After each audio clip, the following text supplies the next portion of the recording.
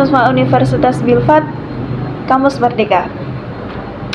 Di sini saya membuat video tentang naskah yang berjudul Biologi dan Matematika dalam Epidemi, yang mana 2 cara tahu, 1 tujuan menyelamatkan nyawa.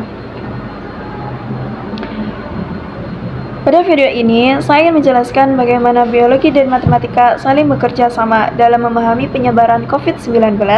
Selain itu, saya juga akan membahas pertanyaan etis yang muncul setelah kita mendapatkan pengetahuan tersebut. Saat COVID-19 muncul, dunia tiba-tiba berubah. Kenapa kok bisa tiba-tiba berubah? Yaitu karena aktivitas terhenti, sekolah tertutup, dan banyak orang harus tinggal di rumah. Dalam situasi ini, para ilmuwan dari berbagai bidang harus bergerak cepat untuk menjawab satu pertanyaan yang besar. Yang mana pertanyaan itu aslinya cuma sedikit, tapi begitu banyak yang bertanya-tanya, jadi harus banyak pertanyaan. Saat COVID-19 muncul, dunia tiba-tiba berubah. Yang mana seberapa bahaya sih dari COVID-19 itu? Ada banyak pertanyaan, yang mana pertanyaan itu seberapa bahaya virus ini dan bagaimana cara mencegah penyebarannya. Untuk menjawabnya, digunakan 2 pendekatan, yaitu biologi dan matematika. 2 ilmu itu punya cara tahu yang berbeda tetapi memiliki tujuan yang sama. Mari kita bahas. Yang pertama, kita cari tahu lewat observasi dan eksperimen dengan cara melihat bekerjanya biologi. Dalam biologi, pengetahuan diperoleh melalui observasi, yang mana observasi itu penelitian langsung, secara langsung, dan penelitian laboratorium dan data empiris. Contoh, saat COVID-19 muncul, ahli biologi mengamati virus menggunakan mikroskop khusus. Mereka mempelajari struktur genetik virus dan juga melakukan tes laboratorium untuk mengetahui cara penularannya dan penyembuhannya. Yang kemudian mengumpulkan data dari pasien, yaitu dari gejala, tingkat keparahan, dan siapa saja yang rentan atau siapa saja yang imunnya rendah. Cara tahu seperti ini disebut empiris karena berdasarkan pengalaman nyata, metodenya induktif. Apa sih induktif itu? Yaitu dari banyak hasil observasi atau hasil pengamatan, kemudian ditarik kesimpulan. Pengetahuan biologis bersifat a posteriori, yaitu yang mana hanya bisa diketahui setelah kejadian terjadi. Jadi bersifat as posteriori itu kita mengamati secara langsung dan kita melihat secara langsung, baru kita bisa menyimpulkan, oh ternyata COVID-19 itu seperti itu. Dengan kata lain, ada biologi melihat apa yang benar terjadi di dunia nyata. Lanjut, kita mencari tahu lewat logika dan model, yang mana kita beralih ke matematika, yaitu epistemologi. Jika biologi memberi data, maka matematika memberi prediksi, yang mana dari kita pelajari juga karena matematika itu menggunakan logika dan model. Matematika membuat model penyebaran virus untuk memperkirakan bagaimana kondisi pandemi ke depannya. Jadi dari hubungan dari matematika ini kita memperkirakan seberapa panjang sih pandemi ini bertahan, seberapa lama sih virus ini juga bertahan. Model yang terkenal dalam model SIR yang membagi masyarakat menjadi S, yaitu orang yang rentan tertular ya. I, orang yang sedang terinfeksi. R, orang yang sudah sembuh.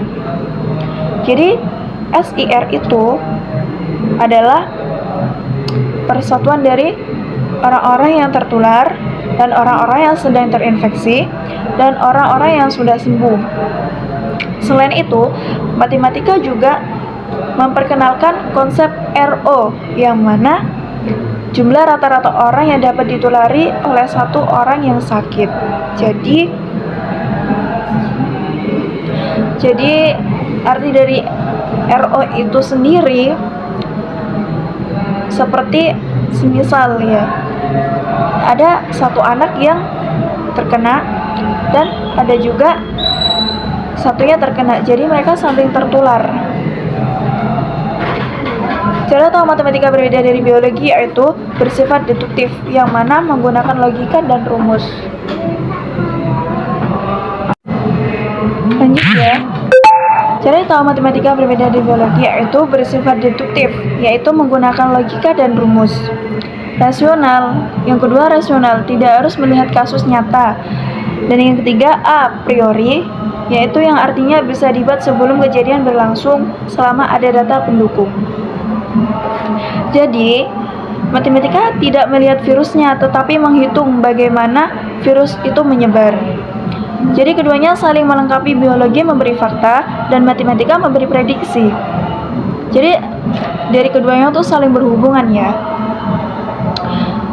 Setelah gabungan pengetahuan biologi dan matematika tersedia, muncul pertanyaan besar dalam aksiologi, yaitu bagaimana kita menggunakan pengetahuan ini dengan bijak. Manfaatnya yang jelas. 1. Pemerintah mengetahui kapan puncak kasus terjadi. Yang kedua, rumah sakit bisa menyiapkan kapasitas. Yang ketiga, kebijakan seperti lockdown atau pembatasan sosial bisa dibuat lebih cepat. Yang keempat, vaksin dapat dibagikan ke daerah yang paling membutuhkan. Namun, pengetahuan ini juga membawa dilema etis, yaitu pertanyaan moral yang sulit. Bagaimana kok bisa? Yaitu di sini beberapa dilema etis yang muncul. Yang pertama, lockdown vs ekonomi. Lockdown bisa menyelamatkan banyak nyawa, tapi juga menghentikan penghasilan masyarakat kecil. Pertanyaannya, mana yang harus diprioritaskan, kesehatan atau ekonomi? Yang kedua, akses vaksin yang tidak merata. Negara kaya mendapatkan vaksin lebih dulu, sementara negara miskin tertinggal jauh. Ini menimbulkan pertanyaan, apakah adil jika keselamatan bergantung pada kemampuan ekonomi?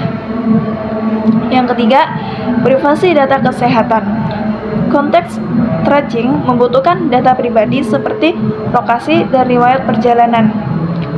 Dilemanya, apakah pemerintah boleh mengawasi data pribadi warga demi mencegah penyebaran virus? Yang keempat, ketidakpastian model matematika. Model diprediksi tidak terlalu tepat. Jika prediksinya salah dan kebijakan merugikan rakyat, siapa yang bertanggung jawab? Yaitu ilmuwan, atau pemerintah, atau masyarakat sendiri. Kesimpulannya, kita ambil kesimpulan. Kita lanjut dari kesimpulan dari yang pertama sampai terakhir. Dari penjelasan kita bisa melihat bahwa biologi dan matematika memiliki cara tahu yang berbeda, yang mana biologi sendiri melihat dunia nyata melalui observasi dan eksperimen, sedangkan matematika memahami pola melalui logika dan prediksi. Namun, ketika keduanya digabungkan, kita mendapatkan pengetahuan yang sangat kuat untuk menghadapi pandemi. Tapi ingat ya, pengetahuan selalu membawa tanggung jawab. Cara kita mengetahui sesuatu, epistemologi, dan mempengaruhi bagaimana kita menggunakan aksiologi. Ilmu harus digunakan dengan etika demi keselamatan dan keadilan bagi semua orang. Dari sini, saya Surayuni undur diri. Sekian, terima kasih sudah menonton video saya. Wassalamualaikum warahmatullahi wabarakatuh. Sampai jumpa di video berikutnya.